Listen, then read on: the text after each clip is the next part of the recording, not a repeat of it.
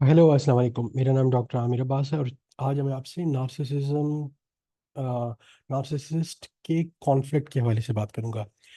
मैं आपको ये बताना चाहता हूँ कि नार्सिसिस्ट की पूरी ज़िंदगी मुख्तलिफ तरह के कॉन्फ्लिक्ट्स में गुजरती है। नार्सिसिस्ट का बचपन, नार्सिसिस्ट की जवानी और उसका बुढ़ापा, पूरी ज़िंदगी मुख्तलिफ तरह के कॉन्फ्लिक्ट्स में गुजरती है। और इसकी वजह से इस वीडियो का टाइटल हमने रखा है कि नार्सिसिस्ट के कॉन्फ्लिक्ट ऑफ क्योस और क्योस। यानी क्योंकि नार्सिसिस्ट की पूरी जिंदगी उन कॉन्फ्लिक्ट की वजह से क्योटिक बनती है। और नार्सिसिस्ट ना सिर्फ अपने आप को बल्कि इर्द गिर्द रहने वाले लोगों को भी एक क्योस की सी सूरत हाल में मुब्तला रखता है। आ, तो नार्सिसिस्ट की इस कॉन्फ्लिक्ट के हवाले से हम आपको कुछ तफसील बताएंगे। मुख्तलिफ तरह की सिचुएशंस के बारे में हम आपको बताएंगे कि किन सिचुएशंस में नार्सिसिस्ट कॉन्फ्लिक्ट में रहता है। नार्सिसिस्ट जब कॉन्फ्लिक्ट में आता है तो वो कौन सी टैक्टिक्स कॉन्फ्लिक्ट के दौरान इस्तेमाल करता है ताकि वो सिचुएशन को अपने फेवर में इस्तेमाल करे।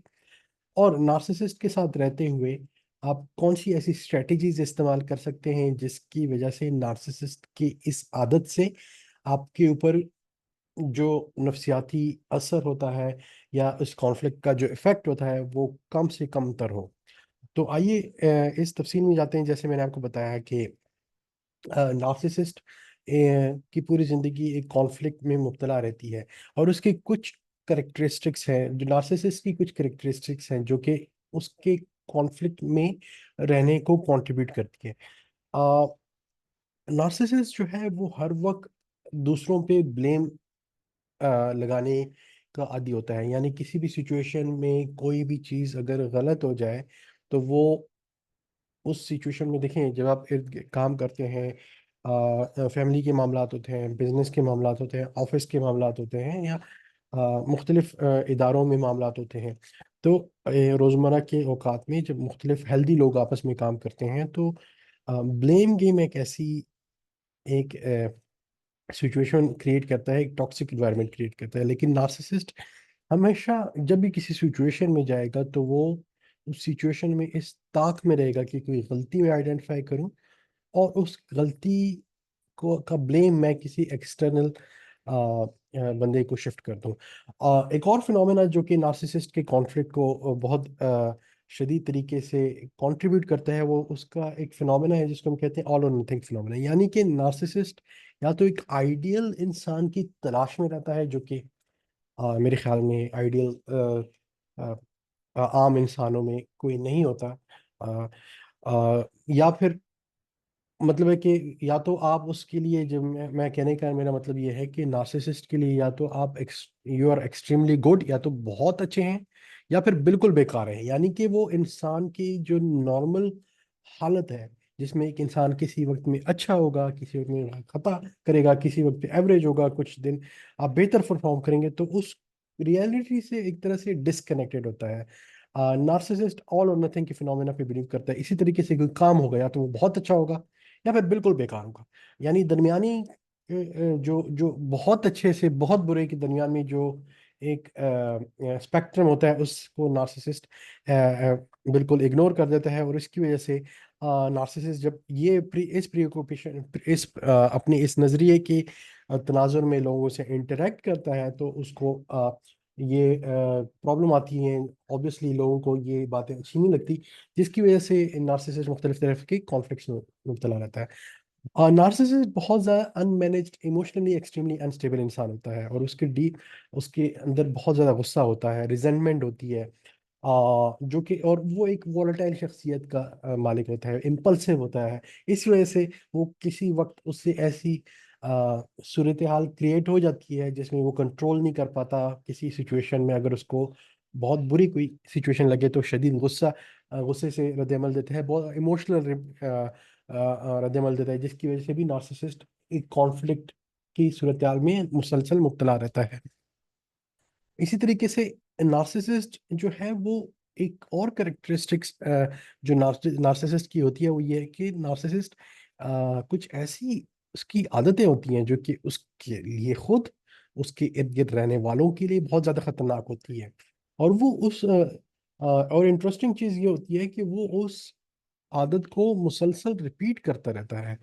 वो आदत तो मिसाल के तौर पर या तो रैश ड्राइविंग की हो सकती है, या कोई भी ऐसी बुरी आदत हो सकती है जिसकी वजह से आपको या आपके इर्द गिर्द रहने वालों की जिंदगी को इमीडिएटली या क्रॉनिकली, यानी कि उसी किसी आदत की वजह से आपको बहुत ज़्यादा नुकसान उठाना पड़ सकता है। लेकिन चूंकि नार्सिसिस्ट सेल्फ रिफ्लेक्ट नहीं करता अपनी गलतियों पर, वो ये नहीं देखता कि मेरी भी कोई गलती हो सकती है, वो इस अपने डिस्ट्रक्टिव बिहेवियर को कंटिन्यू करता रहता है, और उससे इर्द गिर्द रहने वाले लोग उसकी इस डिस्ट्रक्टिव बिहेवियर की वजह से उससे आखिर में उकता जाते हैं, और मुख्तलिफ कॉन्फ्लिक्ट्स का नतीजा बनता है ये आदत नार्सिसिस्ट की। इसी तरीके से एक खसूसियत होती है एम्पैथी। एम्पैथी कहते हैं कि जब आप किसी और के शूज में, यानी किसी सिचुएशन को जिस तरह आप देख रहे हैं और कोई और भी देख रहा है, तो आप उसके शूज में भी जाकर ये एहसास कर सकें कि उसको वो सिचुएशन कैसी नजर आ रही है। तो नार्सिसिस्ट में कंप्लीटली एम्पैथी ऐसे मिसिंग होती है जिस तरह से अंधा देख नहीं सकता या बहरा सुन नहीं सकता, जिसकी वजह से वो मिसाल के तौर पर इंतहाई इरेशनल बिहेवियर करेंगे किसी सिचुएशन में, और उनको ये एहसास नहीं होगा कि उन्होंने क्या किया, कैसे किया। कैसे किया तो पता होगा, लेकिन उसका असर दूसरे पे क्या हो रहा है उसका अंदाजा बिल्कुल नार्सिसिस्ट को नहीं होगा। और ये भी एक और रीजन होती है जिसकी वजह से नार्सिसिस्ट मुसलसल कॉन्फ्लिक्ट में या झगड़ों में मुब्तला रहते हैं। और नार्सिसिस्ट जो है वो मुसलसल अपने आप को उसका एक अकीदा होता है कि वो दुनिया में सबसे बेहतरीन है, सबको उसकी तरह होना चाहिए, अपनी बार बार तारीफें करता है, अपने ऐसे किस्से सुनाता रहता है जो कि उसको ये साबित कर पाए कि वो दुनिया में एक एक यूनिक किस्म की शख्सियत है। और जब एक हद से ये चीज़ें बाहर निकल जाती हैं तो ये भी ये सिर्फ वर्बल नहीं होती है, बल्कि वो एक्चुअली चूंकि एक्चुअली बिलीव करता है, और इस बिलीफ की वजह से काम में और रोज़मर्रा की मामलात में ये असरअंदाज होती हैं और कॉन्फ्लिक्ट किसी सूरत हाल बन जाती है। जैसे कि मैंने आपको बताया कि नार्सिसिस्ट जो है वो सेल्फ रिफ्लेक्ट नहीं कर पाता। सेल्फ रिफ्लेक्शन का मतलब ये है कि अगर कोई सिचुएशन हो जाए, अच्छी हो जाए, बुरी हो जाए, तो एक हेल्दी हैबिट ये होती है कि आप रात को या किसी भी वक्त आप बैठें और ये देखें कि जो अच्छा हुआ वो क्यों हुआ, और जो बुरा हुआ उसमें मेरी क्या गलती थी, किसी और की क्या गलती थी। एक सेल्फ रिफ्लेक्शन की एक हेल्दी हैबिट होती है जो कि रिकमेंड की जाती है, लेकिन नार्सिसिस्ट में ये वाली एबिलिटी भी तकरीबन ना होने के बराबर होती है, क्योंकि वो ये करेक्टरिस्टिक उसमें नहीं होती, इस वजह से। और चूंकि जैसे मैंने आपको बताया कि हर एक सिचुएशन की का ब्लेम वो दूसरे पे डालता है, इस वजह से वो मुख्तलिफ किस्म की कॉन्फ्लिक्ट में मुब्तला रहता है। एक और करेक्टरिस्टिक नार्सिसिस्ट की होती है कि कभी कभी नार्सिसिस्ट कॉन्फ्लिक्ट में नार्सिसिस्ट कॉन्फ्लिक्ट के साथ एक एडिक्ट भी होता है। यानी कभी कभी ऐसी इंटरेस्टिंग सूरत हाल होती है, एक एक्सप्लेन करने में भी बड़ी अजीब किस्म की लगेगी। वो ये कि कोई ज़रूरत नहीं होगी एक किसी एक जगह पर कॉन्फ्लिक्ट करने की, लेकिन नार्सिसिस्ट को एक इमोशनल हाई के साथ उस तरह की एडिक्शन होती है जिस तरह से एक ड्रग अब्यूज़र को ड्रग के साथ एडिक्शन होती है। इसी वजह से नार्सिसिस्ट जो है वो जो जो कॉन्फ्लिक्ट के दौरान जो इमोशनल हाई होता है उसको अचीव करने के लिए कॉन्फ्लिक्ट में मुब्तला हो जाता है। मैं थोड़ा सा ब्रेक चाहूँगा क्योंकि मेरा बेटा जो है वो मुझे डिस्टर्ब कर रहा है, उसको मैं साइड पे करके दोबारा आता हूँ, वीडियो को कंटिन्यू करता हूँ, आप थोड़ा सा इंतज़ार कीजिए।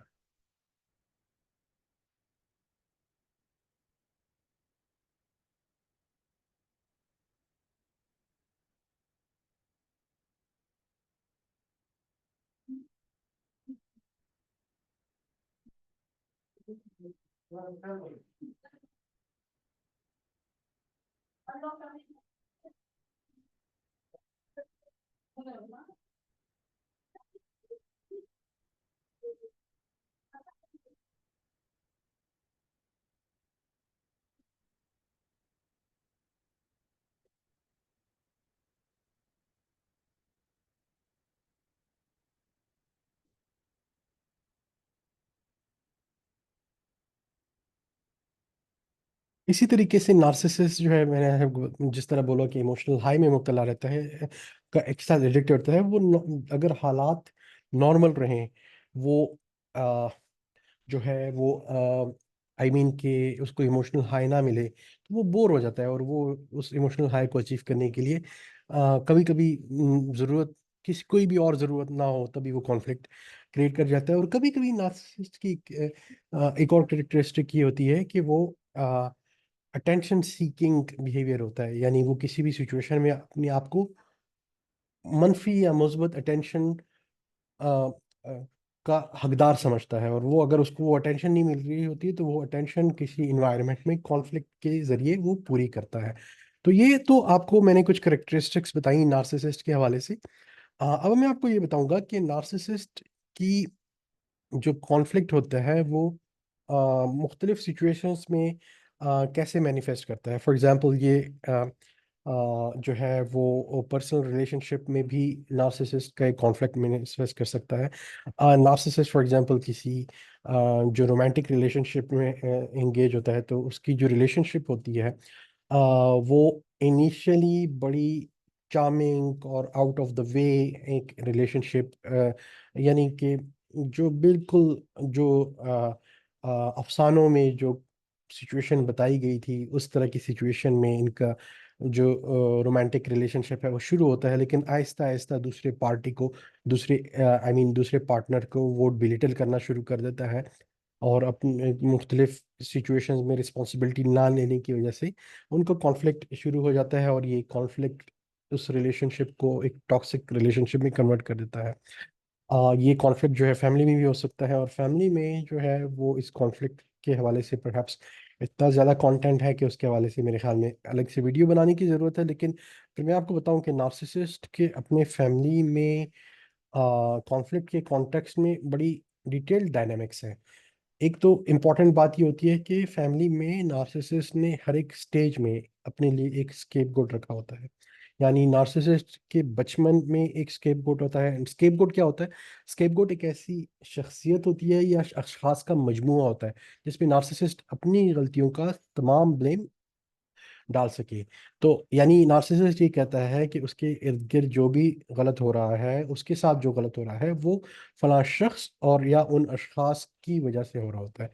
तो नार्सिसिस्ट अपने बचपन में एक स्केपगोट होता है उसका, फिर उसकी जवानी में एक और स्केपगोट होता है, और उसके बुढ़ापे में एक और स्केपगोट होता है। अब आप कहेंगे कि मुख्तलिफ स्केपगोट क्यों होते हैं, एक स्केपगोट क्यों नहीं होते हैं? इसकी तफसील इंशाल्लाह हम आगे की वीडियोस में आपको तफसील से बताएंगे, लेकिन मुख्तसरन अब ये बताता चलूँ कि अगर एक स्केपगोट, या तो नार्सिसिस्ट उस स्केपगोट से उकता जाता है, या वो स्केपगोट नार्सिसिस्ट के तरीक़ेकार को समझ जाता है, या ये डायनेमिक ऐसी रहती है कि नार्सिसिस्ट को या फिर इर्द गिर्द रहने वाले लोग ये समझ जाते हैं कि उससे आप कितने, उस पर आप फलां शख्स को आप कितना मुर्द इल्ज़ाम ठहराओगे। तो ओवर द टाइम नार्सिसिस्ट को अपना स्केपगोट चेंज करना पड़ता है। लेकिन इस डायनेमिक्स की वजह से नार्सिसिस्ट की जो फैमिली होती है वो कम्प्लीटली क्योटिक और कॉन्फ्लिक्ट, आई मीन बहुत मुख्तलिफ तरह के कॉन्फ्लिक्ट्स में मुब्तला होती है।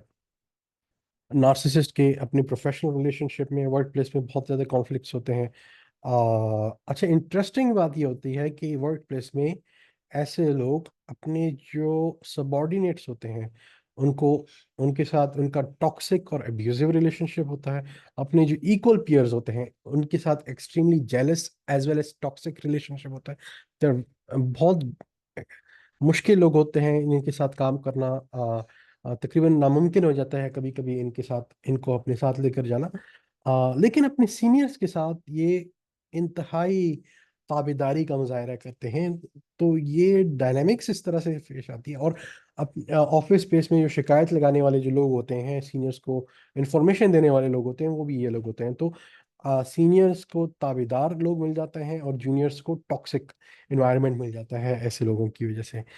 मैं आप सबको कॉशन करना चाहूँगा। नार्सिसिस्ट जो है वो पूरी उम्र उसकी लीगल बैटल्स में गुजरती है, और उसके कॉन्फ्लिक्ट की मैनिफेस्टेशन मुख्तलिफ केस या मुख्तलिफ केसेस में उसकी इंगेजमेंट होता है, और एक केस के बाद दूसरा केस, दूसरे केस के बाद तीसरा केस, और वो केसेस कॉन्टेक्स्ट, फॉर एग्जांपल अगर आप कल्चरली भी डिफरेंट होता है। फॉर एग्जांपल पश्तो कल्चर में अगर बात करें तो मुख्तलिफ जरगे और केसेस और ज़मीन के केसेस, या किसी एक के साथ कॉन्फ्लिक्ट, कभी दूसरे के साथ कॉन्फ्लिक्ट, तो वो मुख्तलिफ केसेस में या फिर जरगों में अपनी पूरी ज़िंदगी गुजार लेता है। जो इम्पोर्टेंट बात जिसके हवाले से मैं आपको कॉशन करना चाहता हूँ कि कभी भी नार्सिसिस्ट के साथ लीगल बैटल में इंगेज ना हो। मैं आपको दोबारा रिपीट करके बताऊंगा, और ये एक जुमला मेरे ख्याल में आप लिख कर अपने पास रख लें कि अगर आपका किसी नार्सिसिस्ट के साथ इंटरेक्शन होता है तो कभी भी लीगल बैटल में उसके साथ इंगेज इस वजह से ना हो क्योंकि वो उस बैटल के मास्टर्स होते हैं। और अनफॉर्चुनेटली जो डेवलपिंग कंट्रीज होती हैं उसमें हमारा लीगल सिस्टम इतना मेच्योर नहीं होता कि वो नार्सिसिस्ट, और इवन डेवलप्ड कंट्रीज में भी नार्सिसिस्ट की टैक्टिक्स को वो किस तरीके से सिस्टम को, आई मीन एविडेंस को मैनिपुलेट कर सकते हैं, किस तरीके से अपना केस प्रेजेंट कर सकते हैं। जो डेवलप्ड कंट्रीज होते हैं उसमें स्पेशल अटर्नीज होते हैं जो कि स्पेशलाइज करते हैं नार्सिस ऐसे ओपोनेंट्स को, ऐसे केसेस को जिनमें आपको नार्सिसिस्ट पर्सनैलिटी के साथ डील करना पड़ता है। अनलेस अनटिल आपके पास एक ऐसा एक्सपर्ट अटर्नी है, ऐसा एक्सपर्ट वकील है, तो आपको नार्सिसिस्ट के साथ लीगल बैटल्स में जितना भी पॉसिबल हो लीगल बैटल्स को अवॉइड करना चाहिए। अच्छा, जो नेक्स्ट एस्पेक्ट हम बात करेंगे वो ये है कि नार्सिसिस्ट जो है वो अपने मुख्तलिफ कॉन्फ्लिक्ट्स में क्या टैक्टिक्स इस्तेमाल करता है, यानी वो कैसे ऐसे जो जब जब कॉन्फ्लिक्ट एक्टिव कॉन्फ्लिक्ट होता है या मतलब एक्टिवली कॉन्फ्लिक्ट से रिलेटेड डिस्कशन हो रही होती है या फिर कॉन्फ्लिक्ट प्रोलॉन्ग होता है, तो वो कैसे उस मुख्तलिफ उसके आर्सनल में उसके पास मुख्तलिफ हथियार होते हैं मकारी के जिसको वो इस्तेमाल करता है। सबसे पहले नार्सिसिस्ट एक टेक्निक का इस्तेमाल करते हैं जिसको कहते हैं गैस लाइटिंग। अब गैस लाइटिंग अगेन बहुत सारे फिनोमिना की तरह एक अलग से एक ऐसा फिनोमिना है जिस पे हमें शायद तफसील से बात करने की ज़रूरत है, लेकिन मुख्तसरन गैस लाइटिंग ऐसी एक टेक्निक होती है जिसकी वजह से नार्सिसिस्ट आपके अपने नज़र में आपकी रियलिटी को चैलेंज कर देता है। यानी कि आप कहेंगे कि फलां टाइम पे ये हुआ था, तो वो आपको कहता है इतने कॉन्फिडेंस से आपके सामने झूठ बोलेगा या बोलेगी कि ऐसा नहीं होता बल्कि वैसा हुआ था। और वो मुसलसल झूठ बोलने में इतना कॉन्फिडेंट होगा कि आपको अपनी सच्ची आपकी रियलिटी में क्वेश्चन हो जाएगा। और कभी कभार होता है ऐसा है कि आपको जाकर फैक्ट चेक करना पड़ जाता है, आपको अपने माइंड पे कि आप अपने माइंड पे डाउट करना क्रिएट कर देते हैं कि मैं कहीं गलत तो नहीं बोल रहा, या कहीं मेरी मेमोरी मेरा साथ तो नहीं छोड़ रही, या आप अपने इर्द गिर्द रहने वाले लोगों से सुनते हैं, वेरीफाई करते हैं कि अच्छा ऐसा हुआ था या वैसे हुआ था। क्योंकि नार्सिसिस्ट इतनी कॉन्फिडेंस से उस सिचुएशन को उस सिचुएशन का एक झूठा नैरेटिव पेश करके आपको ऐसी सिचुएशन में मुब्तला कर देता है कि आप अपनी ही ऑथेंटिक और सच्ची बात को ही क्वेश्चन करना शुरू कर देते हैं। तो इसको गैस लाइटिंग कहते हैं। जैसे आपको मैंने बोला कि नार्सिसिस्ट किसी तरह की जिम्मेदारी कबूल नहीं करेगा, वो एब्सोल्यूट जिम्मेदारी आप पे डालेगा या किसी और पे डालेगा, तो ये एक और टैक्टिक है जो कि नार्सिसिस्ट प्ले करेगा। फिर नार्सिसिस्ट विक्टिम कार्ड बड़ा अच्छा प्ले करता है। फॉर एग्जांपल, अगर कोई मिसाल के तौर पर कोई ऐसे लोग हैं जो कि वल्नरेबल पॉपुलेशन होते हैं, मिस आई मीन अब उसकी डिटेल में मैं इतना ज़्यादा इस वजह से नहीं जाऊंगा क्योंकि उसको जिस निटी ग्रिटी से मैं एक्सप्लेन करना चाह रहा हूँ वो एक्सप्लेन नहीं कर पाऊंगा। लेकिन अगर कोई खातून है, मतलब खातून की इज्जत करनी चाहिए, खातून का एहतराम सबको करना चाहिए, लेकिन खातून अगर अ, एक पॉइंट पे अनजस्टिफाइबली अपने खातून होने को एक्सप्लॉइट करे और एज और झूठ का इस्तेमाल करते हुए विक्टिम कार्ड प्ले करे, या मिसाल के तौर पर कोई बूढ़ा शख्स अपने बुढ़ापे को इस्तेमाल करते हुए उस सिचुएशन को झूठ में मुब्तला करे और अपना बुढ़ापे को इस्तेमाल करते हुए विक्टिम कार्ड खेले, यानी कि हक किसी और का हो लेकिन वो बुढ़ापे को इस्तेमाल करते हुए, या खातून अपनी औरत अपने जो यानी औरत होने को इस्तेमाल करे, या इसी तरीके से अगर कोई बीमार है वो उस अपनी बीमारी को एज अ वेपन इस्तेमाल करते हुए उस सिचुएशन को उस मौजू को अपनी तरफ टिल्ट करने की कोशिश करे without going into further details, यानी कि उस जो मुद्दा है उसके बारे में डिस्कशन किए बगैर। तो ये विक्टिम कार्ड होता है। और नार्सिसिस्ट किसी भी तरह से अपनी वल्नरेबिलिटी को अपने लिए वेपनाइज करता है, अपने आप को विक्टिम बनाता है, और इंतहाई मकारी और अयारी से आ, दूसरे का हक भी मारता है या मारती है, और उस सिचुएशन को अपने फेवर में कन्वर्ट कर देता है। और जब आप और चूंकि आपको उतनी अयारी और मकारी नहीं आएगी, तो उस सिचुएशन में आप हार जाएंगे। तो इस वजह से कहते हैं कि नार्सिसिस्ट के साथ कॉन्फ्लिक्ट जीतने का, आगे मैं आपको बताऊंगा कि क्या है, कि सबसे बेहतरीन तरीका ये है कि आप उसके साथ कॉन्फ्लिक्ट में इंगेज ही ना हो। तो ये कुछ ऐसी आर्सेनल नार्सिसिस्ट के आर्सेनल में कुछ ऐसे हथियार थे जो कि नार्सिसिस्ट इस्तेमाल करता है। अब आपको नार्सिसिस्ट के साथ डील कैसे करने की ज़रूरत है। सबसे पहले, सबसे इम्पोर्टेंट, रिपीटेडली मैं एक बात करूंगा, बाउंड्रीज अपनी सेट करें। कुछ भी हो जाए, आप अपनी बाउंड्रीज बाउंड्रीज ऐसी चीज़ है जो कि आपको सबके साथ सेट करने की ज़रूरत होती है। यानी कि, और ये बाउंड्रीज सबको पता होता है कि मेरी बाउंड्रीज क्या है। मिसाल के तौर पर कोई अगर आपके साथ बदतमीजी कर रहा है, कोई आपको नामुनासिब तरीके से एड्रेस कर रहा है, तो आपको उसको बड़े तमीज़ से कहने की ज़रूरत है कि भाई इस तरीके से मुझे ना एड्रेस करें। एक दफ़ा एड्रेस करे, दोबारा एड्रेस करे, आप उसको बता सकते हैं। इसी तरीके से आ, आ, आपको अपनी, और बाउंड्रीज जो है ना वो क्या होती हैं, हर एक इंसान को खुद पता होता है कि मिसाल के तौर पर दो एडल्ट, दो मेच्योर इंसान जब एक दूसरे के साथ इंटरेक्ट करते हैं, कुछ हेल्दी हेल्दी बाउंड्रीज होती हैं, और कुछ लोग उसमें होते हैं उस बाउंड्रीज को मेंटेन नहीं कर पाते। तो आप जब देखेंगे बैलेंस जहाँ से खराब हो रहा है उसको वहीं पर रोक दो, क्योंकि अगर बैलेंस खराब होना शुरू हो गया और आप उसको इनिशियल स्टेज में नहीं रोकोगे तो फिर वो बाद में नहीं रुकेगा।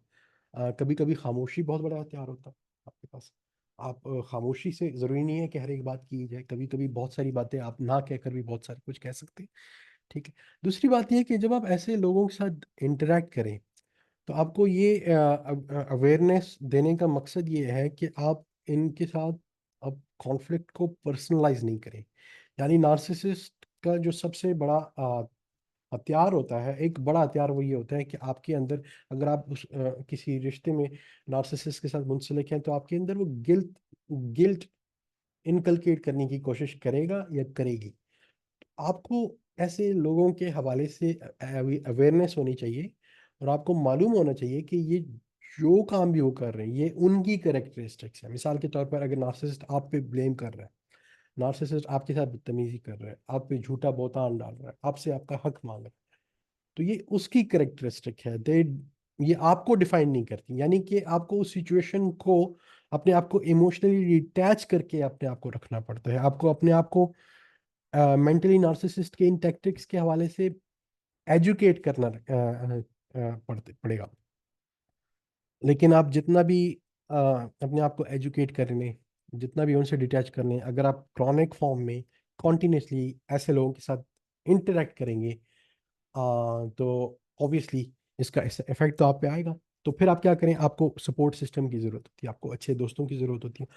और इसमें कोई आ, और जिन लोगों ने बहुत वक्त ऐसे लोगों के साथ गुजारा होता है उनको प्रोफेशनल सपोर्ट की ज़रूरत होती है, उनको साइकोथेरेपी या साइकेट्रिस्ट या साइकोलॉजिस्ट की ज़रूरत होती है। और इसमें कोई बुरी बात नहीं है कि अगर आपको कोई, यानी कि मैंने जैसे आपको बताया कि अगर, जैसे आ, अगर आप एक ऐसे बंदे या बंदी के साथ पूरी अपनी उम्र गुजारते हैं या उम्र का बहुत बड़ा हिस्सा गुजारते हैं, तो ऑब्वियस बात है कि आपको ऐसे लोगों से कोप करते हुए बहुत ज़्यादा प्रॉब्लम्स फेस हुई होगी। उस प्रॉब्लम्स का आपकी जहनी सेहत यानी मेंटल हेल्थ पे कुछ ना कुछ इफेक्ट आया होगा।